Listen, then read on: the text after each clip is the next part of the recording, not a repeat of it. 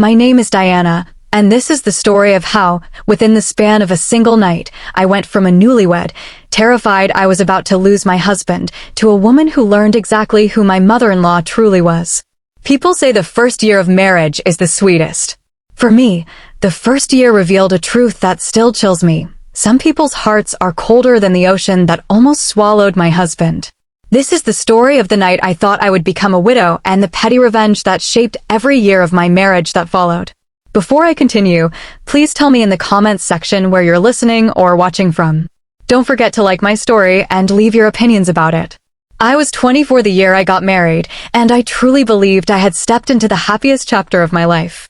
I was a new teacher, still learning how to manage 30 children in a classroom, still learning how to balance lesson planning with grading and sleep.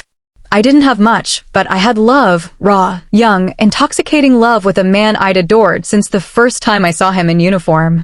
My husband, Daniel, was a merchant marine, the kind of man whose presence filled a room, whose laugh could shift my entire mood. People used to say we looked like the kind of newlyweds you see on postcards, smiling too much, holding hands unnecessarily, glowing with promise. But the truth is, marriage doesn't just join two people. It joins histories, habits, and families. And while I loved Daniel with every piece of myself, I quickly learned that loving him meant navigating the cold, sharp, and painfully unpredictable world of his mother. I met my mother-in-law long before the wedding, and from the very first moment, something inside me tightened. She wasn't outwardly rude in the way some people are. She wasn't loud or abrasive. No, she was something worse, polite in a way that felt like a performance, cold in a way that left you asking yourself whether you had imagined it. She had a smile that never touched her eyes and a voice that could turn even a compliment into a warning. She once told me, "You're a very sensible girl," but she said it with a tone someone might use for a dog that doesn't bark too much. She didn't like me. I don't think she liked anyone, really. She liked control. She liked being the one who was always right. And she liked reminding people, especially her son, that he owed her everything. Still, I convinced myself that she simply needed time to warm up.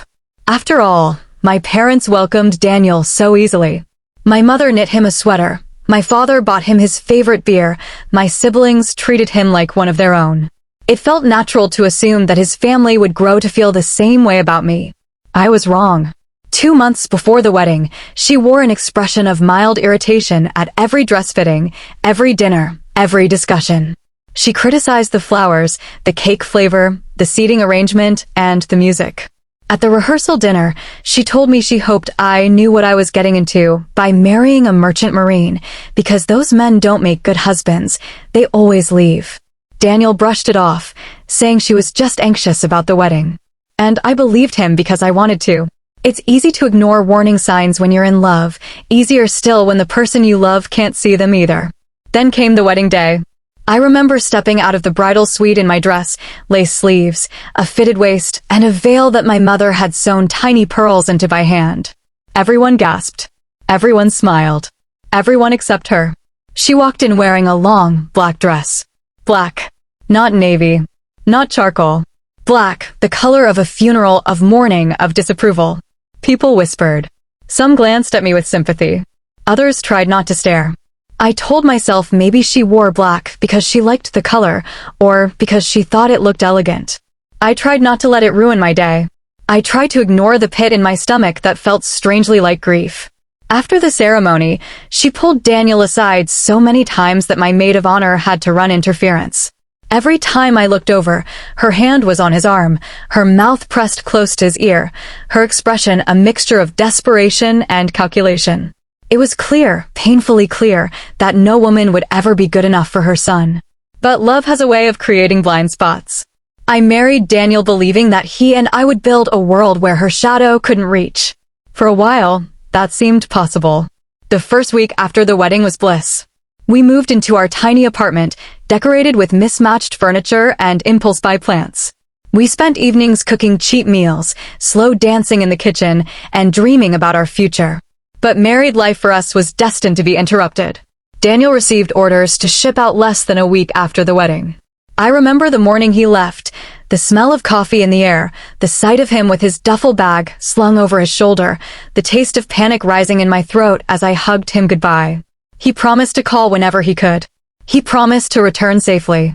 I watched him walk away, trying to memorize everything, the sound of his footsteps, the tilt of his shoulders, the way sunlight caught in his hair. I spent the days after he left trying to keep busy. I graded papers, prepared lesson plans, met with other teachers, and called my mother whenever the loneliness crept too deep.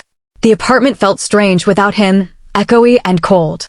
I would sit at the dinner table grading assignments while the TV played in the background just to break the silence. It was on one of those evenings, spaghetti leftovers growing cold, red pen in hand, the smell of lemon dish soap still in the air, that the breaking news alert flashed across the screen. An oil tanker has caught fire and is in danger of sinking off the coast of the Carolinas, the reporter said. I froze. My hands went numb. The red pen slipped from my fingers and rolled onto the floor. The tanker was unidentified. The route matched Daniel's perfectly. The timeline was exact. My heart hammered so violently that I thought I might faint. I grabbed my phone and dialed his shipping company immediately. My voice shook so badly I had to repeat myself twice. The man on the other end of the line spoke, as if reading from a script. Ma'am, we cannot confirm or deny any details at this time. Please wait for official updates. Wait? He wanted me to wait? My husband might be burning alive in the middle of the ocean, and he wanted me to wait? I felt a scream clawing at my throat, but I swallowed it because panic wouldn't save him. I hung up and called Lana, the wife of one of Daniel's shipmates. She picked up on the first ring. Have you heard anything? She asked, her voice trembling. No, I whispered. Nothing. I can't get any answers. We stayed on the phone for a few minutes, trying to calm each other down, but it was useless. We were both terrified. Then, while I was still pacing the living room, my phone rang again. My heart stopped. I answered so fast I nearly dropped the phone. But it wasn't Daniel. It wasn't the company. It wasn't Lana. It was my mother-in-law. The moment I heard her voice, my stomach dropped. There was no warmth in her tone.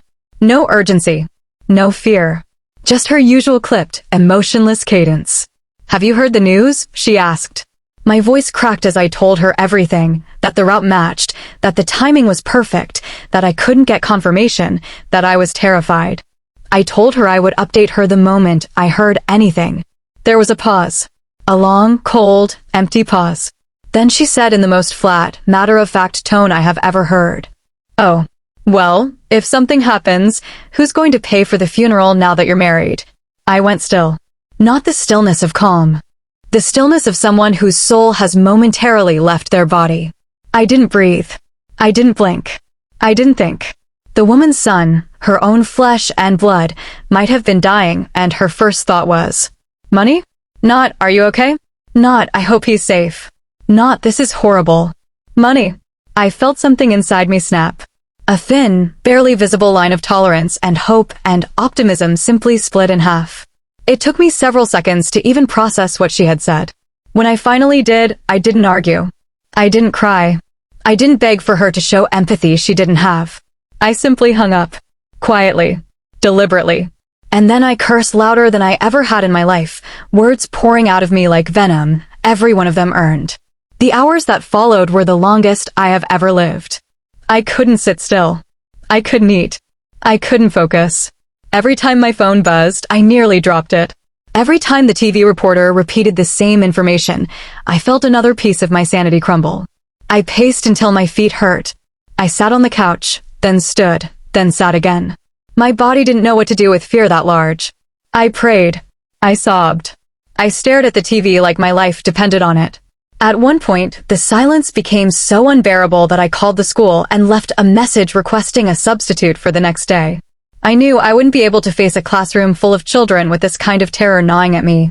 Hours later, long after the sun had gone down and the apartment had turned icy with dread, my phone rang again. It was Lana. Her voice cracked as she said the words I needed more than air. It wasn't their ship. They're okay. They're safe. My knees gave out. I fell to the floor, clutching the phone to my chest as tears streamed down my face. Relief, rage, exhaustion, they all hit me at once. My husband was alive. I cried for a long time. Ugly, shaking sobs that came from a place deeper than I knew I had. I cried until my throat hurt, until my eyes burned, until my body felt too heavy to move. And when I finally sat up, wiping my face with trembling hands, another thought crept in, the thought that would shape every year that followed. My mother-in-law had no idea he was safe. I didn't call her. I didn't update her. I didn't give her the comfort she had refused to give me. I let her sit in the same cold, suffocating uncertainty she left me drowning in. She had shown me exactly what kind of person she was, and I responded in kind, not with cruelty, not with vengeance that would make me ashamed, but with silence. That was my petty revenge. Simple, quiet, poetic. I went to bed that night emotionally destroyed, but morally certain. A line had been drawn. A boundary had been born. And I had no intention of ever letting her cross it again. When Daniel returned home weeks later, I told him everything. Every word she said. Every emotion I felt. Every second of that awful night. I watched his face change, confusion, disbelief, then a kind of dawning horror. He had grown up with her coldness. To him, it was normal. But hearing it from me, placed against the backdrop of life and death, made it impossible for him to ignore. He held me while I cried again, softer this time, grieving the illusion of the family I thought I was marrying into. After that, things began to shift. Small things at first. He didn't call her as often. He didn't rush to defend her. He stopped brushing off her comments. And then the bigger cracks started to show. She became angry that he wasn't at her beck and call. She accused me of stealing him. She said I was turning him against his own mother. She invented promises we had supposedly made. That's not what you said. You agreed to pay for that. I remember you promising me. It was all manipulation, and Daniel slowly began to see it. One year, she claimed we had agreed to buy her 4 new tires after borrowing her truck to move a couch.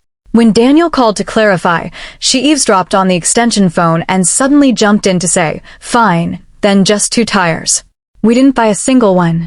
The more she pushed, the more Daniel backed away. Not because I told him to, but because he finally understood the truth of who she was. And in the quiet distance that grew between us and her, our marriage bloomed. We found peace, laughter, normalcy, things impossible to sustain when someone is constantly pulling strings behind the scenes. Years passed. We lived our lives, built our home, strengthened our bond, and kept her at a civil, courteous distance. When she eventually passed away, her estate paid for her funeral. Not us. Not Daniel. Not her other children. Her estate, just as it should have been. Some people ask me if I regret not calling her back that horrible night. No, not even for a heartbeat. She showed me her truth when I was living my nightmare. She revealed her priorities in the darkest moment of my life. She chose financial concerns over her son's life and my mental anguish. And my petty revenge, my silence, was the most honest and proportional response I could have given. I wasn't cruel. I wasn't vindictive. I wasn't dramatic. I simply let her feel what she made me feel. And in doing so, I freed myself. I learned that family is not defined by blood. It is defined by love, empathy, and the willingness to show up when it matters most. My parents showed my husband the love he'd never received from his own family. They helped him heal from wounds he didn't even know he had. And I learned that protecting your peace sometimes means closing the door softly and walking away permanently. My marriage is strong, my life is peaceful, and my heart is lighter without her shadow in it. And sometimes, the most powerful revenge is simply choosing not to give someone access to your suffering.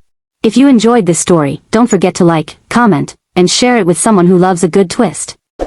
And make sure to subscribe and turn on the notification bell so you don't miss the next one.